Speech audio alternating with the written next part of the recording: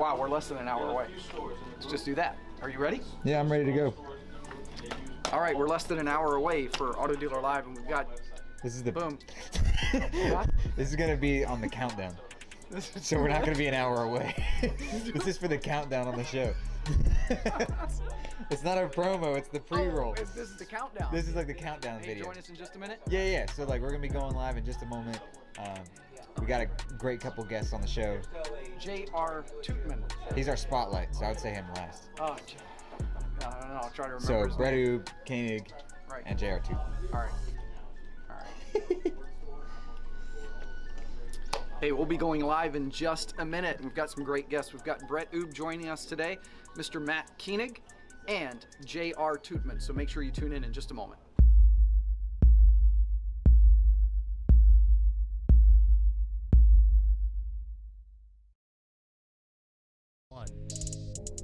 Hey, it's Dave Cribbs here, and we are live. It's Auto Dealer Live Thursday at 3:30. We got a great show ahead, and my partner in crime, Mr. David Villa, will be in just a moment. He's absent at the moment, but he'll be in just a second. He's out working deals. See, I'm gonna look over here, see if I can find Dave. No Dave. We're Daveless. Well, we're not. I can't say that really. We're not really Daveless. We still have. We're at half David capacity right now. We're at half David. We got half David because you see him. You see him. Okay, perfect. Well, as usual, they let me know 10 seconds before we go live that I'll be flying solo. But here's the deal: we've got a great show today. In fact, we've heard a lot, obviously, about COVID. COVID, and we've been talking about it also for the last month or two on the show. But today is going to be a little bit different. We're really going to be talking about process and how we've moved our process online. Some of the dealers have been somewhat almost forced to do that based on our current season. So, but some of the unlikely suspects are having great success with an online process. And we're going to move into that here with some of our dealers in a moment. And a couple of people that are going to be on the show today, by the way, Mr. Matt Koenig, he's a business strategist and Amazon #1 hot new release author. He'll be coming on the show a little bit later today, no stranger to the show. And then we have our spotlight today is going to be J.R. Tootman, general manager at Toothman Ford. And then we've got Brett Oob, Mr. Brett Oob, owner and president of Natchez Toyota, Winsboro CDJR, and Lakeside Ford, also no stranger to the show. But we're going to be talking about success in COVID-19 today. Matt Koenig, as we'll hear from him later, kind of put out some social media posts, and there was a pretty huge amount of response, and really talking about what the consumer has been asking for a long time, a more seamless process. And then, of course, in the season that we've been in, we've been challenged and almost kind of forced our hand to move more towards a seamless process, offering a lot more simpler buying options and a lot of that online. So, in fact, we have one dealer that we work with in Canada that the restrictions were so stringent that essentially the only way that they could remain in business was to do a 100% contactless transaction, to even include no option to come in or test drive a car or even to go to their home and test drive the car. It really had to be like an Amazon model where everything was done, funded, signed, sealed, delivered, if you will, and then the car gets dropped off. So you can imagine what a challenge that must be. And by the way, we'll be featuring some of their success in a coming show because they've been able to pull it off. As a matter of fact, most of the dealers surrounding them and their market share actually just closed down and said there's just no way, this is impossible. But they made it possible, and we'll be sharing some of the secrets of their success as we go into the coming weeks. So what's honestly interesting about this conversation today is I was talking with another owner yesterday who couldn't make it on today. I was really hoping he'd be on. Is looking at this from a singular point of view and a multi-point of view is, what Matt was basically saying is, are all of these people that are having so much success, is it fully driven on the fact that you've changed the process? I talked with Fred, and he was telling me that it's actually multiple factors. You've got, part of it is boredom. How many people are out car shopping because they have nothing else that they can do right now? part of it is stimulus driven. Yeah, some people got stimulus checks. That was, some down payment money that people could be using. On top of the fact that dealerships that are, is this part of it too? How many dealerships closed down, and then the one person that stayed open is absorbing all of the sales of everybody else around them. So it'll be really interesting to kind of see what Matt has to say when we kind of challenge his assumption per se. Yeah, and I think one of the things that's a challenge also is to really come up with that, because you're right. There's a multitude of factors that play a role in it, and I think it really comes down to where you're at, how much you've been affected, what area of the country you're in, as to what those determining factors might look like. But we do know this. We do know this as dealers. We know right now that this time is obviously unprecedented in what we've seen from the manufacturers, from the government, from our lenders. We know that this is a huge opportunity in the way of relief options that they've provided. So getting that message across to the consumer is the biggest thing. And of course, it's in front of them. This is another thing that I'll mention, because, one of the things we often talk about on the show and that we strive for in our showrooms is to match up the experience with the initial message the customer receives that brought them into our store, whether that be our internet department making calls outbound calls, whether that be our advertising messages, what our website says. Matching up with the experience once the customer arrives has always been a subject and a challenge, if you will, especially if there's some type of handoff that's made from the initial contact person to the salesman on the showroom floor. So one of the unique things that's happening right now, being that this has affected the entire country and world, is that when we actually make those outbound calls, or we get the person into the showroom, the messaging, it's an opportunity for us right now that the messaging, they're hearing it from everywhere else. So it should be a no-brainer to line up the customer experience with that. And I think for me, when I think about that, it also not kind of, if you use it in the right way, it's going to create an opportunity for you to set yourself up in a way where with these different relief options, that it provides the relief and the discount, if you will, through these other areas without giving up gross necessarily. Puts you in the feeling of that transaction that there's no negotiating further that really needs to happen. So I think that's an opportunity for dealers once a customer comes in or reaches that point, that moment of truth where they're going to move forward when they look at that deal. So we're going to hear a lot of different takes. The good news is it's not just me you're going to hear today. Hopefully there'll be a second host, by the way, but we definitely have some incredible guests. We're going to have, again, J.R. Toothman is going to be our spotlight this week, and he'll be coming in after our dealer panel with Mr. Matt Koenig and Brett. He's joining Brett and Matt. He's going to be joining Brett and Matt. Yeah, okay, even so better. Let's make it interesting. Even better. So there we go. And behind the scenes here, you've got Mike Cherub. He's our producer. Hey. A lot of you guys know Mike, but that's the voice you're hearing behind the scenes. And hey, if we get a chance, let's get a camera on Mike so he can do a quick cameo. I prefer to stay off camera. That's why I like being the producer. Luckily there's the producer, and then there's another filming expert that's listening to me, and he'll be able to get him on camera here in a minute. So anyway, we're going to take a short break. We're going to go to a quick commercial. We're going to try to grab Dave, see if he's freed up yet, and get him in here so he can join me in these interviews. So, hey, you're watching Auto Dealer Live. We'll be right back. Stay tuned. We'll see you in a moment. Hey, I'm just putting this mic on, guys, and going to try something here. This is off the cuff.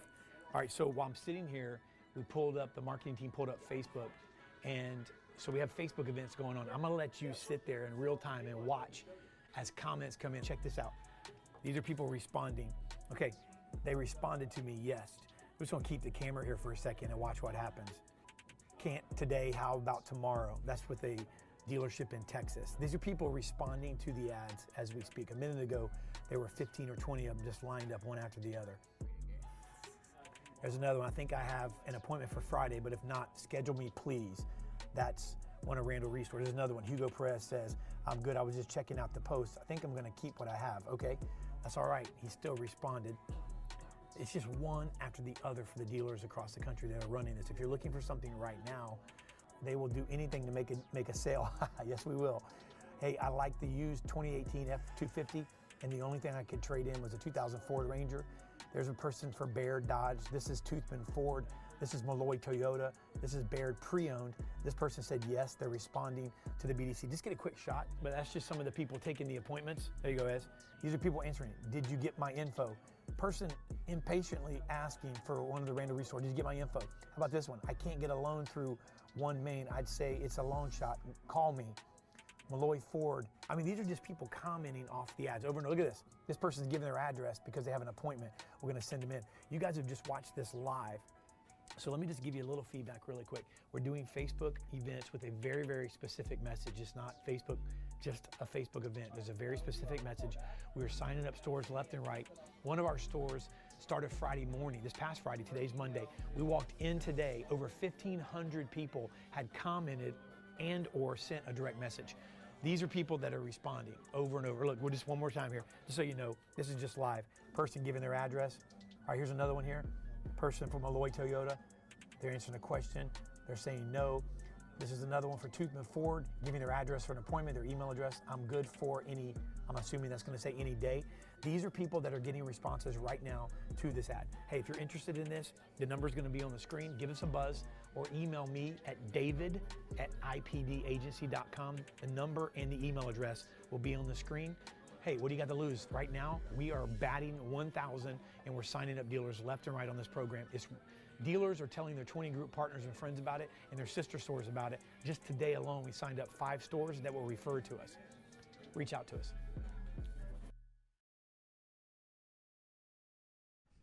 All right, man. Listen, we're back. Had to take a couple of TOs there, but I'm joining you guys. I wouldn't miss this for the JR, by the way, just texted me, said, I'm on my son's account. Who should I search for? I got him. Okay, I'm you got texting him right now. All right, so we've got the crew on. We're going to bring them on here in just a second. And I'm telling you, man, I'm looking forward to a great panel. We have, of course, no stranger to the show, Mr. Matt Koenig, business strategist, Amazon #1 hot new release author. Now, Matt, I kind of feel weird calling you a hot anything, but hot new release author. J.R. Toothman, who's getting on as we speak. He is the owner of Toothman Ford and T&S Ford, both in the great state of West Virginia. And, of course, a good friend and client of ours and someone I admire greatly, great car guy. Owner, president, Natchez Toyota, Winsboro, Chrysler Dodge Jeep Ram, and Lakeside Ford. And those stores are in Louisiana and Mississippi. So, Brett Oob, thanks for joining us, gentlemen. And, Dave, we're going to throw it to you, man. I'm looking forward to a great – and I know, of course, Matt, you know, put a great comment and question out there that kind of got us talking a little bit about the show today. So, but I'll go with you first, man. Yeah, we're really talking about some success stories now that we're in the midst of this COVID season, and we've been able to make some adjustments. And I know Brett Oob, the owner of 3 different franchise locations here, you know, you have had some adjustments that you've made at the store to create a more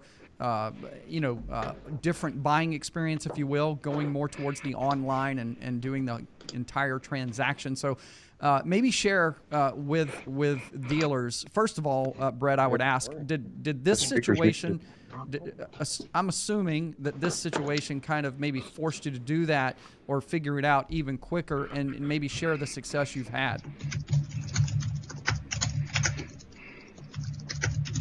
Can you hear me, Brett? Mr. Brett Oob.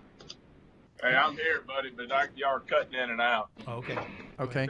Is the question that I understood is that you asked how did we modify our sales process and what the results were? Is that fair to say? That's fair to say, Brett. Go ahead. Okay. Well, I heard it bleeping in and out, but I caught the gist of it. I mean, early on, right when we never closed. Early on, when the process first started, we certainly were reaching out to people and letting them know we could take cars out to them and let them know they could do the entire process online. But truthfully, we've been working on that for 6-7 years. That's not a new process to us. We've always tried to make it fast and quick and unpainful, and let them do as much as they want to do online and do the whole thing online. We had a lot more inquiries of that early on. It's kind of returned to normal kind of business now. where I don't know if it's that people are cooped up, they don't want to stay in the house any longer, or they don't have anything else to do. But we're seeing a pickup in people on the showroom floor. When I walk back here to do this, every desk got a customer. So That's all. And that's good. And I'm glad to hear that. And something, man, I Matt, you brought up something, and JR on too, Matt, Mike? Okay, just let us know so I don't have to keep asking you. So Matt, kind of throwing this out there, you posted earlier and kind of said, I reached out to you and we talked about this being something that we could really bring into today's show, but why don't you bring up that discussion a little bit and kind of maybe help us as well shape the conversation here so that we can, when JR gets on and Brett, and we can kind of just, weigh in on that whole comment, because you got some interesting comments on both sides, but why don't you bring into to our audience that conversation and how this kind of transpired? Yeah, so one of the things that I looked at was I just started seeing all these comments on LinkedIn, like best month we've ever had, right? Best May we've ever, or best April we've ever had, best March we've ever had, and the common theme I saw behind almost all of them was congratulations, on the hustle, and now first and foremost, my remark isn't to take away from the hard work, but what I basically said was, look, did you not hustle before? Like y'all were hustling always, right? Like it's not like all of a sudden Corona came and now you were like, well, I guess we'll care, right? Like y'all been good dealers, you've been hustling. So let's actually look at what has changed, right? What has changed and what hasn't. And then let's look at giving credit where credit's due. And not for the purpose of going, told you so, you should have made it easier a decade ago. It's for the purpose of going, how do you continue to grow out of this pandemic, right? So when I started looking through, I was like, well, what leads to more sales? There's only a couple things to do. More opportunities, right? You got more people coming in. Then the law, the numbers mean you're going to get more, more sales. Added incentives, but the OEMs have always been throwing incentives. They've been begging people to buy cars for years, no interest, blah, blah, blah. Improved skills, but I'm going to tell you in 30 days, there ain't no dealership out there that all of a sudden got 50% better. Like, now our salespeople skills quadrupled. Right. So what's left? What almost everybody did that said, boom, we sold more, is they made the process easier. And like Brett just said, his process, he's been focused on making it easier for years, right? So Brett said, we've been reaching out and always focused on fast, easy, giving them more opportunity online to get more of the stuff out of the way. The other thing that makes a difference, whether we acknowledge it or not, right, is that in some of the states, they cut down the amount of time somebody's allowed to be in your store. So when you reduce the amount of time that somebody's allowed to be in there, you all of a sudden adjust processes to make sure you can get it done. And I'll take that back and tie it into something we learned from Joe Verdi years ago, where he said, look, if you were only allowed to work 25 hours a week, you'd get the same stuff done in 25 hours a week. So when you're told I can only have a customer in my dealership for 90 minutes, you're going to figure out how to do the whole process better within 90 minutes. So I'm not taking away from the hustle. I'm not taking away from the hard work. I'm saying that's always been there. Yeah. So what hasn't always been there that changed, that boom, skyrocketed your sales that you can keep? Yeah, absolutely. So JR just joined us too. JR, I'm going to let you weigh in. But so I'm going to kind of, I'll let them answer, but I'll give my opinion. Yeah, because hustle, man, what does that mean? I'm so tired of hearing, and this is nothing. I love Glenn Lundy, and I know this is his conference, and I'm scheduled to speak whenever that comes back on, so I get it. But I'm tired of hearing people just say hustle or grind and this and that, because I don't know if they really know what that means, if they really knew what it meant. I mean, first of all, grind, man, you're grind out, I mean, that's the definition of the word. But let me just say this, and JR, I'll bring you in. It's one of the things I think that just happened, simply put, and you and I didn't know each other before this whole situation, but we've talked a lot here in the last 4 weeks. One of the things I think that's just the sheer reason dealers that were successful, or that had, Matt said he heard a lot of dealers say I had record months or record weeks, or man, we're doing this. First of all, no one's bragging. It was just people saying we had we did some good stuff. I think that JR, there was just a lot of people that just did nothing. So Brett can weigh in too after you do, but it's just when there's people out there that want to buy cars or that are in the market, and there's, in advertising and marketing and just business stops, those individuals are there. So I think that JR, and you can kind of, let me know. You sent me a document a couple days ago, or some information that talked about the, maybe you can bring that up. In West Virginia, this isn't guess. You gave me some actual data, JR, of used car and new car business, March of last year to this year, and then use the new car business from April of last year and this year. And there were some astronomical, percentages that were off. Talk a little bit about that, and then just, what the difference in somebody that just didn't accept that, what the difference was. JR, we'll bring you into the conversation. I think the biggest thing, like we saw those numbers, and I shared with you the other day. I think it was about 56% on used vehicles, down. About 35% on new vehicles, down year over year. I think that going into this, we all thought, our first reaction was scared and not knowing what to expect, that type of thing, which was natural. But it scared me more not to do anything than it did to take a risk and to see how it turned out. So I think that by, trying to go out with our boots on, that type of thing, and wade through it, and it was, there were some difficult days, but it paid big dividends for us.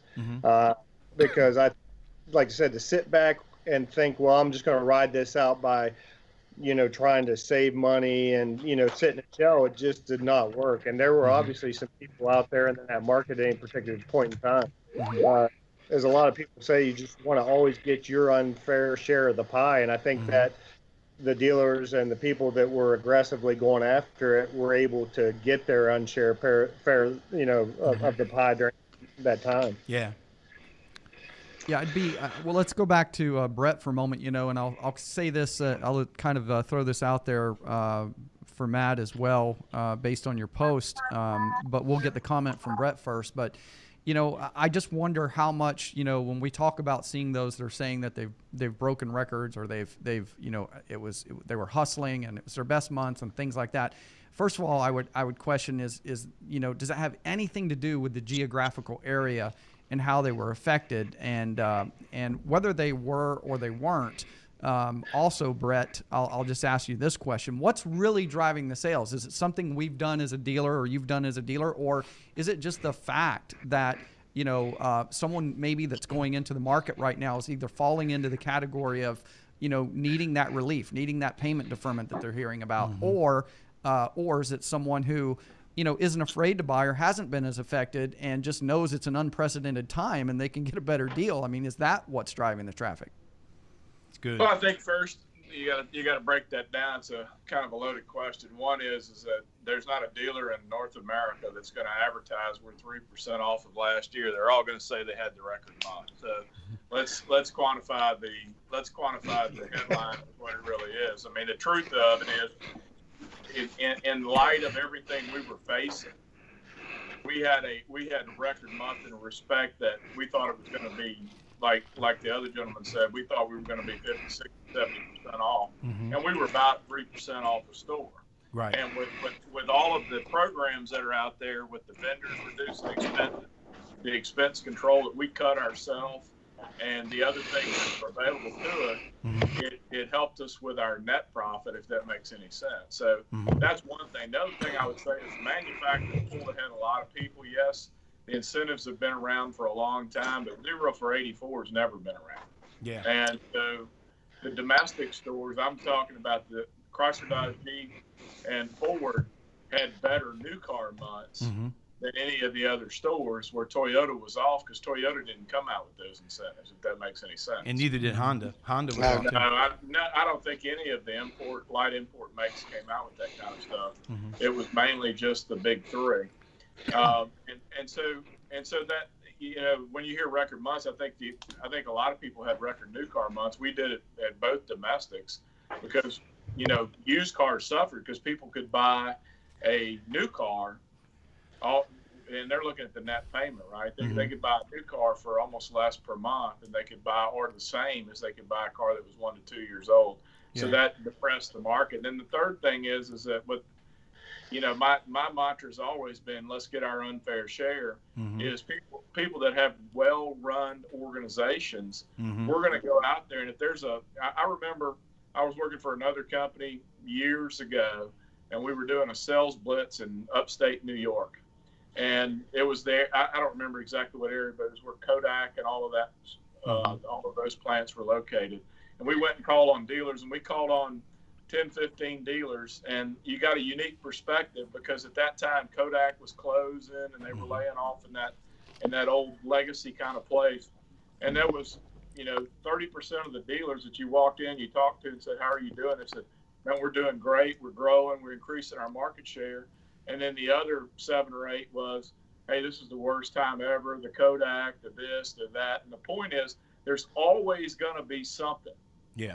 And we got to do the best we can do every day at getting the opportunities that are available. If there's 10 opportunities, I want to get the majority of them rather than let somebody else have them. Yeah, and thank you, Brett. And it's funny, Matt, and we'll bring you into it. And I want to read a couple of these. If there's nothing that's be negative, I guess this data you sent me, I can read some of it, right?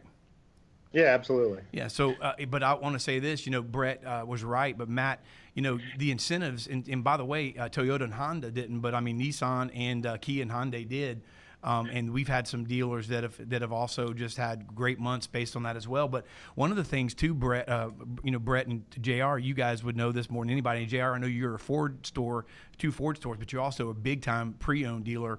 Do a lot of pre-owned, even though your new car business was up as well.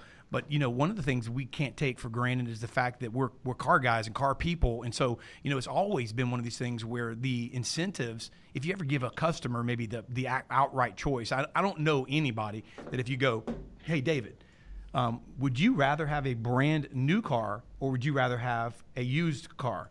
I mean, the answer is going to be new. I mean, if you had to answer, outright, if you just asked, but.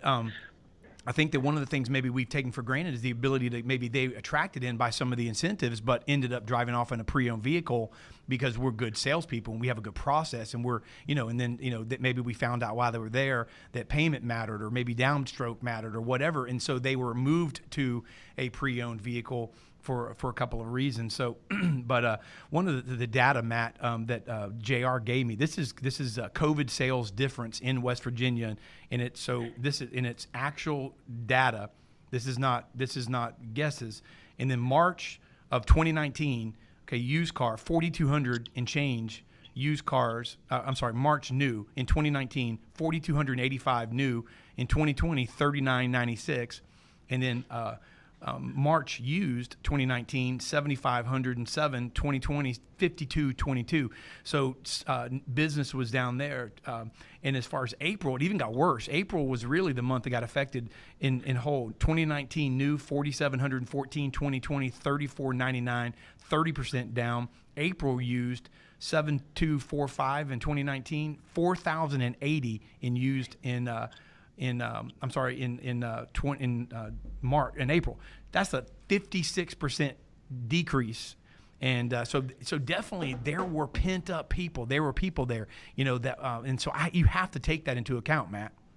Well, David, can I insert one other thing though Sure. too? Is that I think that there was a lot of dealers, even in the areas that let you stay open, that closed anyway, and so the stores that were open reap those benefits, if that makes sense. And I think the West Virginia, correct me if I'm wrong, they were one of the last states to close because that was all over the national news. So their percentages of off, you may want to look at some of the ones that were closed from the get-go, like Louisiana. I mean, they put the stay-at-home order in the middle of March. Mm-hmm. So same with Michigan too. Our governor locked everybody down on everything right away, she's still locked down, except for her. She got a haircut. Yeah, she's still getting sued by our state reps for trying to lock it down. Speaking of West Virginia, though, and I've actually got mad love for West Virginia. I keynoted their dealer association meeting last summer, and one of the things I learned, I was going to say, I thought you looked familiar. One of the things that I realized about the folks in West Virginia, I mean, I had, that was a room of 180 owners, man. And GM's like, those folks are serious about taking care of business, about taking care of their customers. And one thing I did learn in being out there and talking with a lot of those folks is they're willing to make adjustments and change and do the things necessary to get it done. And I think there's a couple things that we haven't talked about that are critical in this too.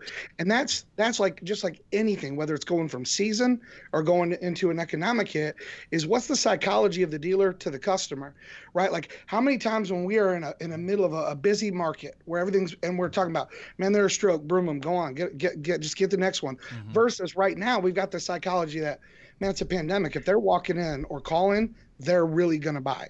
Like, if a phone call or an email comes in during a pandemic, they're a buyer.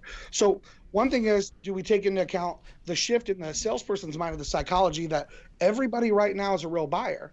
And what's the psychology shift to the customer? Somebody said this to me was, man, some of the customers think during this pandemic, the dealers are all going out of business, so they got to sell cars. So it makes the customer be a more serious buyer. So you've got those two things. But my whole purpose for that post and that rant that night was to get dealers to focus on, we're not going to be in this forever. What's your strategy coming out? And what a strategy is about is this. It's figuring out, how do you take what you believe, okay, and how do you turn that into what you can control? Because I hear a lot of people talking about the stuff that we can't control, the shutdown, the governor, the this, the that. But it's like, okay, there's 93 things you can't control. What are the 7 you can? That's how you build a strategy. And I've seen very little people talk about their strategy coming out, but I've seen a whole lot of them talking about their hope for how magically God is going to just open the skies back up.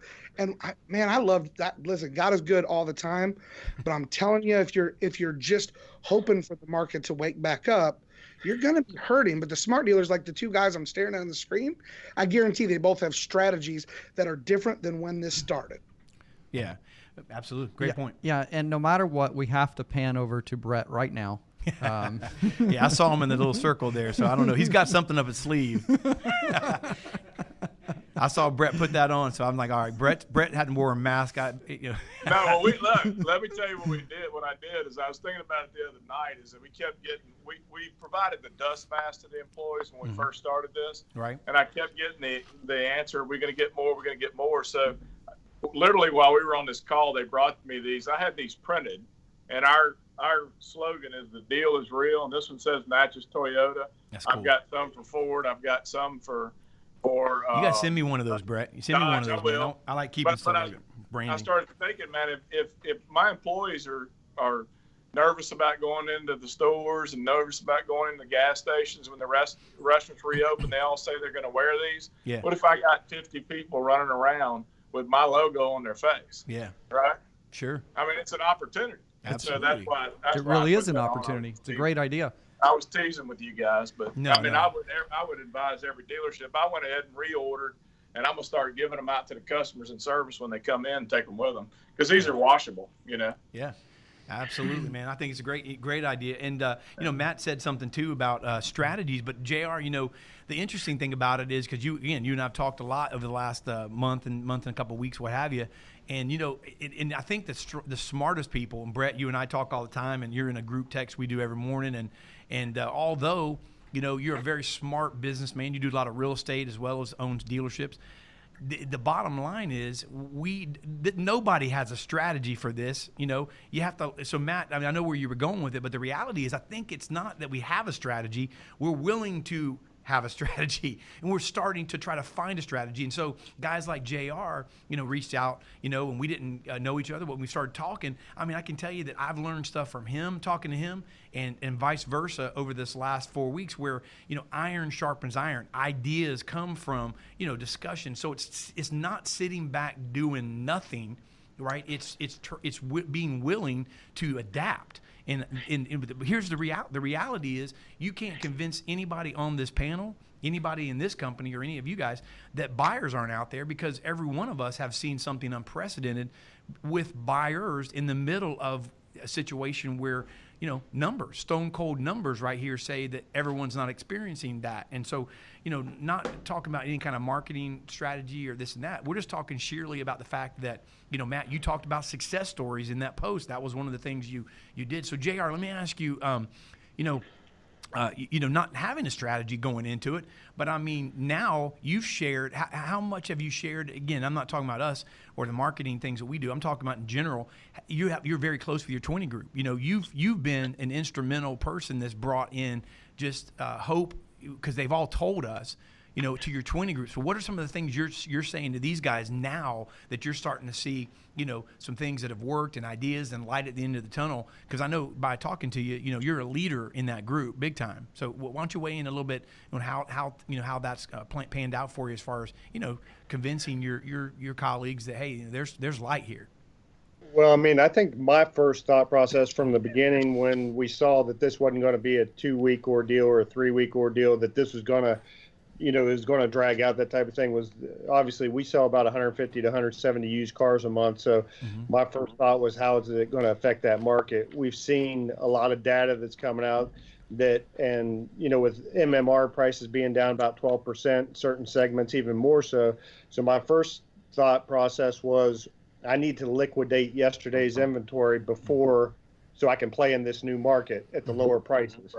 I've always been big on discipline with the inventory aging. You know, I'm kind of an early adopter of the Dale Pollock velocity model. So I knew that I wanted to be able to play on this new arena at the new prices, as opposed to having yesterday's prices. Your events helped me do that, so that I was able to liquidate out some of that inventory, give people a good deal at the doorstep, and also now go out and replace that inventory at a better value today. And that's what kind of the guys that, you know, I'm willing to share information from anybody that's not in my own backyard, that type of thing. I think that's how we all live and grow. And so 20 group guys, I've been saying, hey, this is what you know, at least in my philosophy, not saying I'm the, you know, brightest guy in the room, but I'm saying when it comes to used cars, I at least studied enough that I understand that market is very volatile, way more volatile than the new car market, so that we can, you know, get to the other side of this in a better position and push our cost of sales down. Yeah, I want to go back to Brett on that, because that, you know, the used car market, that raises there's a huge question mark for dealers, and maybe talk about that. It seemed like you were kind of agreeing with JR there for a moment. So just maybe speak to what your strategy is moving forward with the pre-owned. I mean, our strategy is, we've always kept our days turned down, and we've always kept our old age low. And by sheer force and discipline, I mean, a few years ago we didn't, and we went through that whole, it was probably a 12-month process of flushing and getting rid of those and low abilities. But it's just like anything else. I mean, your profits are made in the buy, not in the sell. And so what the other gentleman was saying is there's a great we're talking, this whole segment's kind of been about opportunities. There's a great opportunity right now to go out and acquire inventory and make a lot of money on it, because it's at depressed prices. But if you're full, you can't do that. If you don't have cash liquidity, you can't do that. And what my assumption would be, and this is without testing the theory, is that the dealers that are having the most difficult time, and the ones that you're talking to, and business owners nationwide, the ones that you're talking to and seeing on the news, because David said earlier that nobody planned for this, and we don't, but you got to plan for a crisis. Because a crisis is going to come. And crises are going to cycle, and this one may be a 100-year crisis, and this one may be different than other ones, but there's going to be crisis. Every day is not going to be a good day. And the people that I've seen that had the most difficulties in whatever they do is they go out, that you want every day to be a good day in respect of attitude, but you got to realize the realities of what the world's going to do, and then adjust from there. That's good. It's good. Yeah, I want to go back to JR real quick, because Matt made a great point earlier, and we went to Brett right away with that mask, and I wanted to follow up real quick. But, you know, he talked about the fact that you know, the customers that are coming in now, and I would say you better race to any kind of inbound lead right now. But customers that are coming into the showroom, you know, obviously closing ratios are up. If you're coming out right now, you know, you're pretty serious about buying a car. I think that's pretty self-explanatory. But also, have you seen a shift in the value that we're placing on? I love what Matt said was the psychology of looking at that customer, right, and from the dealer's perspective. But the value of a customer now as well, because you know, for most dealers, last month, April, was the toughest month to get through. And in some places it was a ghost town, and some completely shut down. So now, you know, anyone that we have we're looking at and treating a little bit differently. So would you say that there's been a big shift in our industry right now when we look at a customer and a possible prospect? Do you want Matt? JR. Okay. I was going back to JR. Okay. Yeah, absolutely. I mean, we saw throughout this process, I mean, initially some of the people that came out when you offer up these special deals like that may have some credit challenges, that type of thing, but they were serious. I mean, they had every intention of buying a vehicle, that type of thing. Now, what we found with that is the manufacturers, at least from a Ford standpoint, I can't speak for the others, but the captive finance sources have really stepped up to help us put together some deals that maybe normally we wouldn't. By going Ford has a tiering system, so like down to tier 4 still available for 0%. That's kind of a once in a lifetime opportunity for somebody that's maybe had some credit hiccups, going through a divorce or certain things like that. And then we found some people that just they absolutely had perfect credit, they had spotless credit, but they wanted to be able to take advantage of 84 months at 0% or whatever that particular deal at the time might have been. And it's like I said, I think what these gentlemen alluded to, and I think they're on point with, you have to be out there. A marketing guy once told me, he said, "Hey, how many jewelry commercials have you heard in the last week?" And I said, "None that I know of." He goes, "No, you have. You just haven't been listening." He goes, "The next 2 days, I want you to listen, see how many times they advertise an engagement ring or that type of thing." The next 2 days I listened, I probably heard 20 of it, because we have to be out there in somebody's face. And right now, with social media, that maybe the whole paradigm is shifting as we go forward. Some of these advertising mediums, radio seemed really valuable to me 30 days ago in a rural market. Now it's not seeming so much because people aren't driving to work on a daily basis. That's when they're listening to radio the most. But Facebook and some other digital approach has definitely been very effective.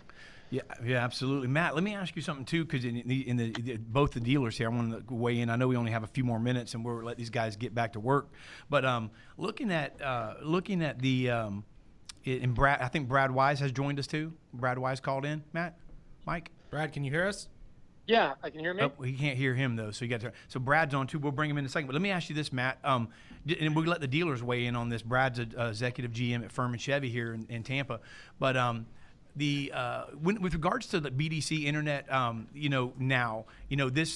always wondered this. We've talked a lot about it, but because it's all title driven, or maybe everyone looks at it differently, but just looking at it from the position, whatever you call it, but the position of somebody being able to do more over the phone, more over the process before they get to the dealership. And I want Brad, Brett, and JR to weigh in on this. But Matt, do you think there's an opportunity here where somebody we can actually kind of almost have like some inbound sales teams here at dealerships? I'm talking kind of do more of this, and it doesn't have to always be so separate and so segmented. What's your thoughts on that? Have you thought of that? Yeah, so I'm going to share 2 thoughts on that, and I'm going to tag on something Brett said earlier that I think was probably one of the strongest things said all day. First, I think whether you call it a BDC, a BDR, a call center, and JR might remember me talking about this in the summer, but if you've got people on phones, I think you should have them focusing on outbound calls and business to your orphan owners, your current customers, because every dealer is sitting on 20 years of gold mine right now with customers that have not heard from them in months, and there's your money. I mean, there's your money. You got to get new business, but you also got to be able to keep the stuff you have. If I'm running any of that, I'm saying, here's all these people we haven't talked to, and let's pick up the phone. That's where my first phone calls are going, is to rebuild those relationships. And instead of working on making customers a fan of me, I'm going to show the customer I'm a fan of them, because I think that'll show them some love.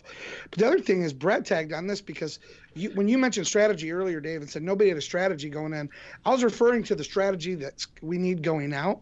And Brett says something so strong, man. We do have to have a strategy for crisis. Mid-90s, we had a crisis.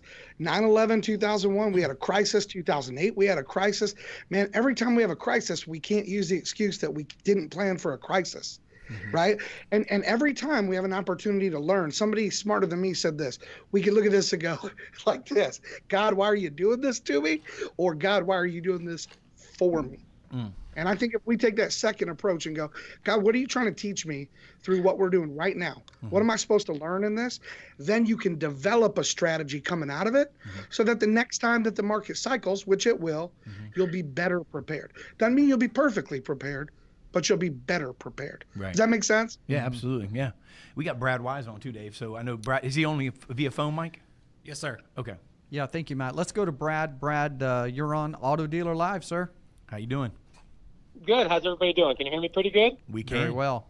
Yeah. I wanted to call in. I was listening to the show today, and they were talking about, how some people are really doing well in the very difficult environment that we're in. And it struck me that, at least from Tampa's standpoint in Florida here, we really are in a completely different situation than maybe Matt or some of the other dealers up north or in New York. I mean, you can't even compare the two situations. I mean, we did have a good month in April, and quite frankly, I was shocked. At the beginning of April, I really expected the worst but hoped for the best, and we ended up having a good month.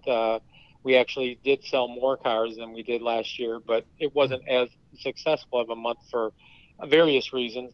But we felt very fortunate to be in the position that we're essential, that we don't have to do just appointments only. So really, but I would say, if you're comparing apples and apples, there are some dealers in this area that are closing early, that have laid off staff. We have done none of those things, and I think you can choose a route, either route of being when others pull back, you forge ahead, or you can just play in defensive mode. So I think when you're comparing dealerships right now in this environment, you have to compare the regional aspect of it, because some dealers just aren't even open, and it's not their fault. So I'm looking forward to when inventories come back, and I have a feeling that the government may come out with a cash for clunkers-ish type of a program that we could be looking at a really, really strong third quarter if that's the case, and we can get inventory,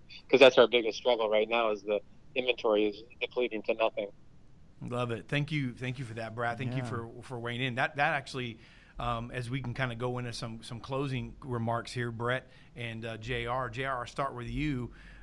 Hearing that, Brad, of course, runs a big Chevy store, Mazda store here in Tampa, and he is right. Everything's different, and every state's different, and every circumstance is different. But looking at that, one of the things that I've learned in this, from a marketing standpoint, is really, learning how to not take for granted every situation and place it into an opportunity tastefully. Meaning, and so when Brad says maybe the government coming out with not calling it that, but coming out with something that was similar to a cash for clunkers back then, but that gives you something else to communicate to the public. I think that, JR, and I'll let you weigh in on this, but maybe this will be your closing remarks. Looking at that, it gives us, with all the incentives, it's how you communicate it, it's how you articulate it. Because if it's really good and valuable, then the key, and it's really with anything, right? It's how you deliver it. I always use that analogy with my sales guys here. I remember as my kids being small, and you had Robitussin, nasty cough syrup, that tastes like crap. We've all had this happen. If we have kids, you get a little spoon, you put it in their mouth, and if you just did that, you're going to end up having it on a shirt of yours. They're going to spit it right out. But there's something you did as a baby. You kind of just did that little chew chew chew. You made them laugh and kind of look forward to it, and you put it in their mouth, and their face changes, but they swallow it. So I guess it's really the delivery of the valuable information. It's good for them, and so and your closing remarks. I mean, if we take information that maybe the manufacturer or government or opportunities that are given to us, and we use that to create opportunity, isn't that really what it's all about, JR? Yeah, I mean, I agree 100%. And the other thing that I think, to allude to what one of the other gentlemen said, is that, just like now at the age of 47, if I'm the same man now that I was at 27, then I haven't learned anything. I haven't aged in the right way. And if we're the same dealer coming out of this that we were walking into this, then shame on us, because we have not adapted. Just like I'm not a fan of Carvana and a lot of the things they do, but there's certain things that they do that I'm that I try to mimic or to say, hey, maybe the customer does like this piece of that process, that type of thing. And this pandemic has brought that to our doorsteps that, hey, there may be a piece of this puzzle that they do like the remote selling and, how we can communicate accordingly and we can adapt to that. So like I said, I think that's the biggest thing is coming out of this with a new set of tools in our tool bag that can make us all more effective as we move forward. It's good stuff. It's good stuff. Hey, awesome. Thank you, man, for being on. I appreciate it, brother. Dave? Yeah, and we'll go to Brett Oob for closing remarks. Brett? I just, I think that this has been a unique opportunity for me, and I'm assuming the other people that take advantage of it to become a better operator, to become better in my personal relationships, to become better in my community relationships, and just to be an overall better person, if that makes sense. And Yep. Then that's what I meant by crises earlier. Anything that happens in your life, it should be a value and should be a benefit. Everything that's worthwhile is uphill. And you can evaluate those moments and say, what am I? We don't learn anything in prosperity. Okay. In prosperity, all it does is create arrogance. In prosperity, instead of looking at me as a person and going, I'm just a simple human being, I start thinking that I'm the man, I'm this, I'm that. When in reality, I'm somebody that God gave talents to, and a lot of people he rebuked for not using the talents, but the talents don't make me any more better than anybody else, right? And that's what crises do, is they remove all of the arrogance, they remove all of the big personality, and you become human being, and you have to look at yourself and who you are, and then you have to dial down and say, what is this supposed to be teaching you? And that's what I've spent my time, because even though we're open and doing business, there's nothing open, so there's a lot of time to go home, and I certainly wasn't going to sit there and watch TV. So that's a great That's point. awesome. Well, thank you, Brett. And David, one thing I would say is that you talked about Robitussin is when I was in the military, guys would go to the medic on Friday night and they would drink Robitussin. Okay. That's nasty. Hey, Brett, before you go, seriously, we'd like to get a couple of those masks. Oh, yeah, Brett. We Brett, need I those. Hey, I'll send y'all some, man. It was interesting that the guy delivered it right whenever. In fact, y'all might have saw me saying, "Shh, don't say anything." Yeah. But he delivered it right whenever it came in. But I'll send you one. Yeah, Thank I love you. it. I love Thank my office looks like Sanford and Son, so I like having stuff in there and branding and stuff. So I'm a junkie for that. But so Matt, we'll give before you get closing remarks. Brad Wise still on? Yes. Brad, just maybe give us a closing comment. You're a successful GM. You were in Michigan for years, and now you're down here for the last couple of years in Florida. So, to colleagues that are, in states and situations like that versus, guys like where you are and, grateful for being in the position, obviously, here in Florida. But, maybe just leave us with some wisdom, and then we'll let Matt close us out. Sure. I would say is what you focus on happens. If you focus on what's missing, that's what you're going to get. And your people there's going to be internal fighting. There's going to be pay plan discussions. There's going to be lots of turnover. Everybody needs that hope for gain, a reason to get up every morning. And maybe you can find 5-10 things to be thankful for, because we are still in a good economy. This too shall pass. Car dealers are resilient. We always figure it out. 2008 was a much bigger deal because it was a financial problem, not a health problem. And God forbid, or God willing, we get past this and everybody's convinced that we're safe to come out of our little cubby holes. This is going to turn around fast. So I'm very optimistic about the car business, about America, and everything that falls under that umbrella. And my hats go off to my friends in Michigan that are struggling right now. I'm not going to get into the political aspects of it all, but it's got to be difficult. And hopefully you guys come back roaring in a big way. Man, awesome, Brad. Thank you, man, for that. And Matt, MK, man, why don't you close us out here? And, you've heard it all here today. And, of course, you started it all with the post that you put out there and got a lot of dialogue, but we'll let you close out. And then also, because you're a vendor on, make sure you do let people know how they can reach out to you as well. We want to make sure that, if there's anything you can do to serve a dealer or anything that, you can do now, we want to make sure that we get that word out for you.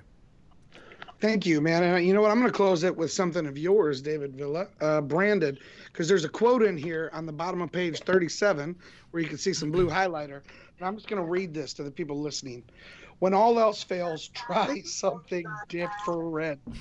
When you try something you never tried, you get something you've never got. And I'm going to go right back to what JR said, and that's this. In 8 weeks, if you come out of this and you just go back to your dealership functioning the way it was before this started, I can promise you about 15% of those folks out there that go back to same will be selling their stores or closing their doors in the next 5 years. Because when we get to cycle 8, 10, and by the way, this hit was because of the pandemic. We haven't even seen the hit coming from the $1.6 trillion in derivatives that are out there, thanks to the mortgage lending and car lending business. We haven't even seen that hit yet. So if people don't come out of this and intentionally create a strategy to recession-proof themselves, they aren't going to survive the next one. That's just fact.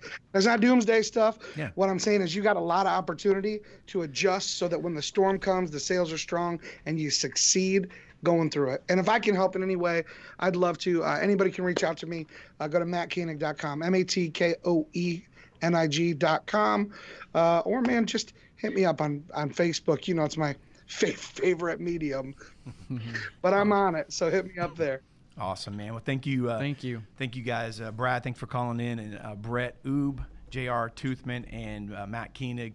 Great panel, guys, and just great wisdom. And I'm sure we're going to get a lot of positive feedback on having you guys on. Great show. Thank you so much. Thanks so much for the time, guys. Love you guys. Appreciate you. God bless. Thank you. Awesome.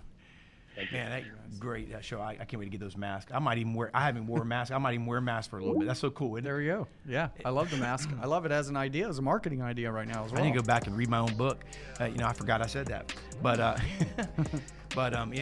so we're in the middle of, we're gonna put some books together. I want you to be part of it. We're gonna do some internal things here. We're gonna write. Absolutely. So we're gonna be putting some things together here really Cool. soon. So Very cool.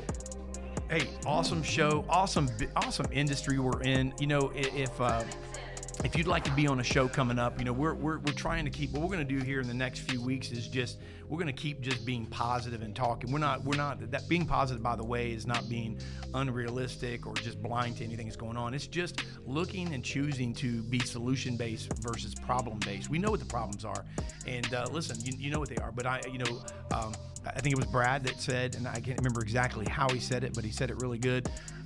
What you focus on is what you become, or what you focus on is what you're going to get. And so we know what we know what the problem is. We know what the problem is. So what we don't know always is what the solution is. But we do know that if we consider it and think about it and discuss it and talk about it and brainstorm on it and read about it and pray about it and and discuss iron sharpening iron, that's how you create solutions to problems. So great individuals to connect with. If you're not connected to somebody that's solution based, find someone, and be careful what and who speaks into your life.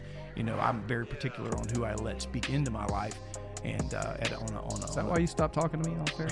Oh, no, I'm just kidding. But we both are that kidding. way. You don't want people. You totally. have to be particular on what the intake is. I mean, right? Absolutely. Yeah. Right. You're the what's the old net worth saying? You're the net worth of your network, or something like that. Yeah, I forgot. That's good. That's really good. So awesome stuff, man. Cribs, I know we're busy. You guys had a great April. April, I would venture to say in many ways was a record month for us in many ways. I'm venture to say it was this year so far, our best month so far of the year. How about that? So we fall into that same category. And you guys had an incredible month. Great month, yeah. Kicked off to a wonderful start, and so have we.